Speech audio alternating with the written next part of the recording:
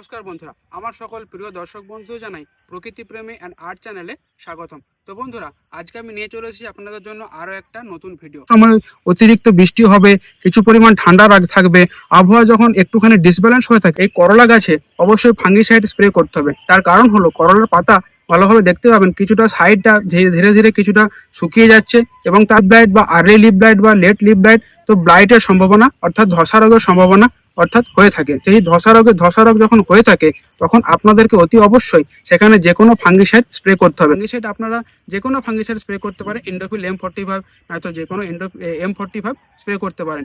প্রতিটা fungicide spray করার জন্য আপনাদেরকে প্রতি লিটার জলে 2.5 গ্রাম করে ফাঙ্গিসাইড দিয়ে তারপরে আপনাকে স্প্রে করতে হবে। যদি আপনারা কেমিক্যাল পদ্ধতিতে অবলম্বন করে স্প্রে করতে চান তাহলে ফাঙ্গিসাইড স্প্রে করবেন, আর যদি আপনারা অর্গ্যানিক্যালি চাষবাস করে থাকেন তাহলে আপনারা করবেন তাহলে ট্রাইকোডার্মা ভিরিডি স্প্রে করতে পারেন। সেই ট্রাইকোডার্মা ভিরিডিও আপনারা প্রতি লিটার জলে 2.5 গ্রাম করে দিয়ে স্প্রে করতে হবে। তো অতি অবশ্যই এই সময়ে আপনাদেরকে সেটা স্প্রে করা খুবই জরুরি আছে। আজকের ভিডিও ছিল এই পর্যন্ত। যদি আমার ভিডিওটি ভালো লেগে থাকে অবশ্যই লাইক, কমেন্ট এবং বন্ধুদের সাথে শেয়ার করে থাকবেন। ধন্যবাদ বন্ধুরা।